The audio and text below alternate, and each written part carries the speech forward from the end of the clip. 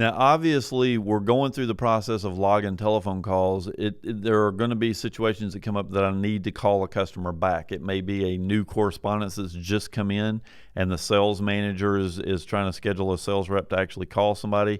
Or it could be a sales rep that's actually been told by the customer to call him next Wednesday, and that sales rep needs to remember that they need to do that. And so we're going to let Lizzy remind us that we need to go and do these things. Now, there's a couple different ways to schedule a call. One way is to just go to a contact record, locate them like we are now. I'm just going to bounce over here to the home screen real quick, and we're going to create a new detailed event.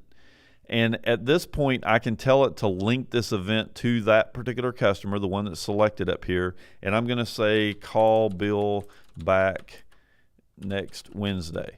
And then we can come here and we can select next Wednesday, and we can select that we're going to call him at 9:30 in the morning, and we're done. So we'll go ahead and save this. Now, you'll notice if I go over here to next Wednesday's date that I have the correspondence logged here, and we have the ability, because I linked it, I have the ability to select his contact record and then log the telephone call. But this is not really a callback in the sense that it's not linked to a particular topic. It's just a generic callback that we've logged to remind us to call the customer, and it's perfectly okay. There's nothing that makes me have to do this any different way, but it is an example of how to do a callback. Now, what we're going to do now is we're going to actually go back over here to the contact record, and we're going to log a correspondence in a different way. So we're going to go in and we're going to do a new correspondence.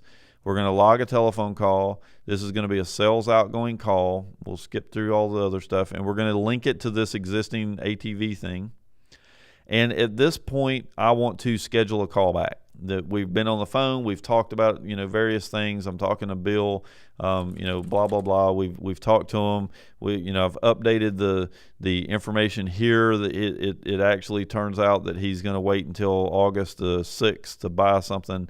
I feel really good that this guy's going to buy. I'm going to change this to 90%.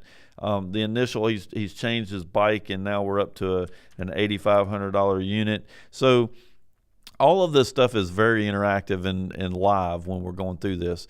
I can even come up here and tell it that we're getting down to a formal quoting process, and now I need to remember to call him back. So I'm going to tell it to schedule a callback. Now I can see right now that Joy is scheduled to call him back on the 24th, but I'm going to go ahead and tell it to schedule a callback.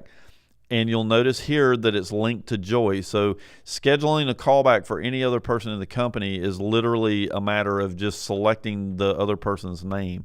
So I want to actually schedule this callback for me instead of her, or maybe I'll leave the thing on her, and he's decided that he wants us to call him back on the 6th instead of the date that she had originally scheduled.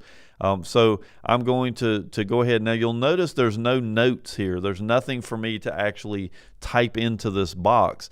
The reason is because on the schedule, Lizzy is actually going to view the correspondence that is linked to this callback. So she knows that this callback is being linked to an actual topic, and that will be the information that shows up on your home screen when you're looking at your activities panel.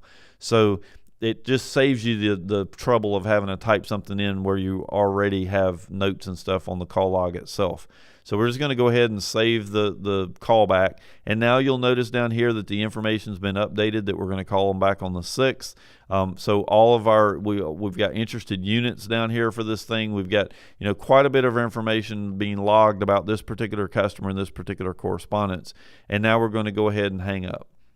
And we'll skip the post wizard. So the act of scheduling those two events were completely different. One of them was strictly done through the calendar, where we scheduled the calendar event itself, and the other one was scheduled by me going in and actually selecting let's see, think it's this guy.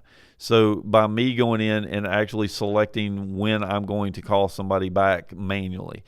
So I have scheduled 2 different callbacks, one for me manually, and it has a link here to look up the customer record, and that's all. There's no detail. There's nothing here for me to really look at. And then if I go over here to Joy's schedule, which is who we scheduled that callback for on the 6th, then we can see that this information is here. And on here, I actually have the ability to view the history on the correspondence. This actually brings up everything that we know about that particular call topic. And then I also have a telephone thing that I can actually click to dial the telephone and start logging a telephone call. In addition, we can log an email against this topic, or just like on the other thing, we can go and view the contact record by itself. But you see, we've got access to a lot more information here on this record because it is literally linked to a call topic that we're going to be logging the call against.